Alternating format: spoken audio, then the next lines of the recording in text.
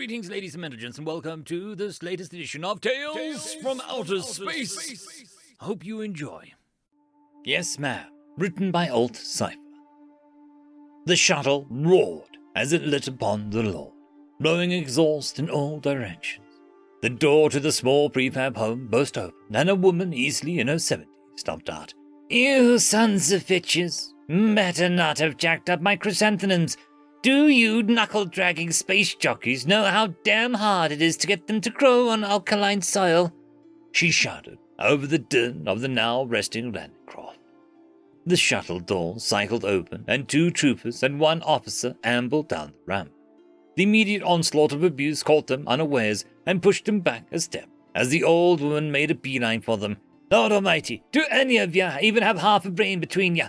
No, of course you don't. If you did, you wouldn't have joined up." The old woman seemed to be getting on a roll now. "Ma'am," Lieutenant Feldman tried to interject. "Ma'am, if I might. And what the hell are you doing bringing rifles up to my front door? How do you know I'm not some roughneck campout? I could have had this whole place mined and covered with sniper's nests. Sweet Jesus, don't they teach you anything in the academy these days, or do they just let you walk right into the enemy fire?" "Roughnecks don't plant chrysanthemums, ma'am," Lieutenant Feldman said. This was so unexpected, the old woman stopped short and had to consider his answer. The verbal avalanche had finally fell into a blissful silence. Even if only for a moment, "They might," was all the old woman could offer as a response. "Ma'am, I am Lieutenant Feldman. We are here to evacuate you. If you could grab any vital items, we need you to be wheels up in 5 minutes. Evacuate! What the hell for, LT?" The 2 troopers stifled the laugh as the old woman called out the lieutenant. "Ma'am, the war against the Vardal isn't going well. All Earth forces are pulling back from this sector. You'll be in Vardal-controlled space within the next few days," the lieutenant said. "Vardal? Hell, they're nothing but jumped-up swamp critters. They can't hold territory worth a damn. No, you go on ahead and pull back. I'm staying." With that, the old woman turned to go back into the small plastic and fiberglass house. "Ma'am, I'm afraid I must insist," the lieutenant called after her. "Corporal, please escort her into the shuttle."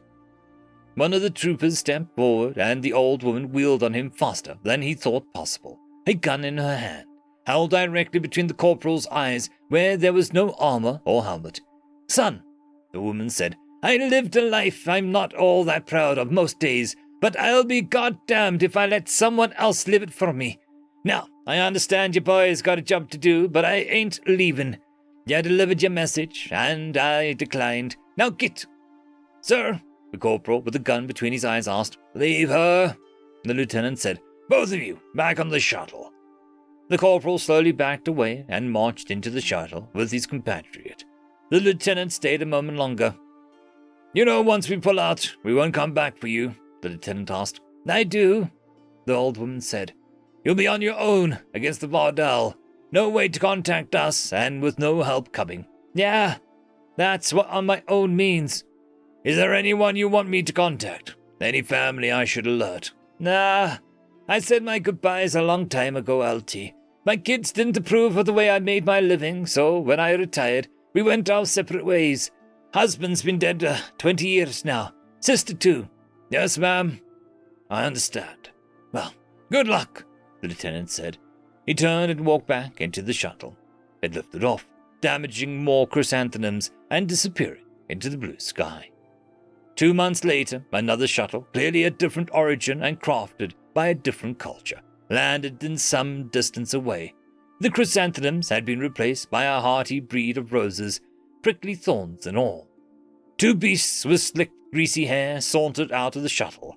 The ground quaked with their steps as they each weighed over 300 kilos. Their sharp teeth and beady eyes belayed their cunning moods. "I wondered when the hell you'd show up," the old woman said as she walked out of her prefab. "Human," one of the beasts said through a mechanical translator on his chest. "You know property of Vardal, this our world." "Uh-huh," the old woman said. The beast stared at her. "You're too young." She turned and walked back into her house. The 2 beasts looked at each other and then at the house. The beast with the untranslated turned and walked back to the shuttle. His partner followed. 3 months after that, another shuttle, more ornate than the last. Swirls of colors chased each other around the hull. 4 beasts exited this one and stood at attention as a 5th beast, more richly dressed, strode past them.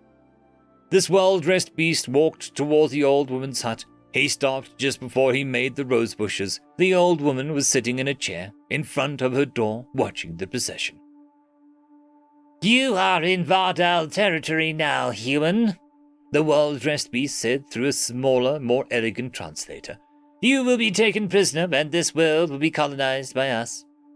The old woman looked at the well-dressed beast up and down, judging him and finding him lacking. "You insult me.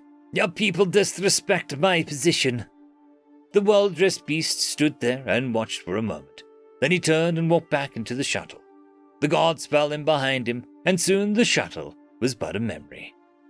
6 months after that, an ornate gilded shuttle set down as a barely a whisper at the edge of the valley, where the old woman made her home. An honor guard of at least a dozen soldiers rushed out and stood at attention. An older but still sturdy beast proudly marched down the ramp and up to the old woman's home. He stopped at the rose bushes. "Madam," the older beast said with no translator, "you are in our sovereign territory. As such, you will be a guest of the Vardal until such time as we deem. This planet will become a hub of commerce, trade, art, and the Vardal way of life." The old woman thought for a moment. She stared at the older beast. "This is the 3rd time your people have had insulted me, Vardal. Is this how you treat your guests? A shoddy honor guard and some intermediate functionary? No, leave this place." The old beast paused, then turned and walked away. The shuttle whispered off the valley floor. 1 year later, nearly 2 full years from the human's visit, the grand shuttle broke through the clouds. 4 escort shuttles flanked it.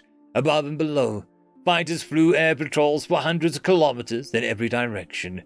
The escort shuttles landed first, with guards boiling out of them to prepare the way. Each soldier polished and burnished to within an inch of his life, all standing ramrod straight, looking as professional as they possibly could. The grand shuttle settled silently in the center of the formation as the fighters circled high overhead. The grand shuttle's ramp descended, and the beast stood at the top of the ramp. "Here now, a great stallion of the Vardal approaches. Make way for the heart of Vardal." The crier stepped aside, and an old grey beast slowly walked down the ramp. He made his way unaided across the small valley to the old woman's hut. He saw the rose bushes and paused to smell the sweet scent. "You know," the old woman said, "you're the first one to actually smell them." "Ah, well," the grey beast said, "youth is always in a hurry." "That they are." "I suppose you know why I am here." "The last 3 envoys you sent were disrespectful," the old woman said. "I should have shot the first one." "Perhaps," the grey beast replied, "but then we would not be having this conversation." "We'd only be having a different one. Your people put a lot of stock into respecting your elders. Since I didn't give in to those children you sent, they had to find someone of similar stature, which is a pretty short list." "Tell me, human woman, what is it that you have done that entitles you to such respect? You have no servants in your household. You command no armies. You possess no great wealth. Yet you count yourself my equal." "Of all of that is true. I do have degrees in engineering and science. More than a few, in fact. I worked for our military for all my life. Some of the weapons that have been carving you up are my designs. I've likely killed more of your people than anyone." "We have many weapons makers, yet none are my equal." "I built this homestead on my own. Got those roses to grow after some jackass fried my chrysanthemums. Been living off the land on an alien world for the better part 10 years now." "A life built by one's own hand is noble, but it is still not equal to controlling the destiny of an entire race." "You want to know why I think you're no better than me?" "I have traveled long to hear that very answer." "Because I'm the bad bitch that killed the Doyen of the Vardal." The explosion was visible across the entire electromagnetic spectrum. Earth forces in nearby sectors saw the sensors redline for several seconds, and many of them shut down to protect the sensitive equipment. Scientists were stumped as to what was in that bomb, as even antimatter should not have been that terrible. The peace treaty signed the following week has held since then. End of story. I would quickly like to thank the T5 channel members and Patreons: Caspar Arnholtz, Cam Maxwell, Barky, Lord Azrakal, It's Difficult to Pronounce, Dragzoon WRE, Holly's Sister, Arcadian. Thank you very much.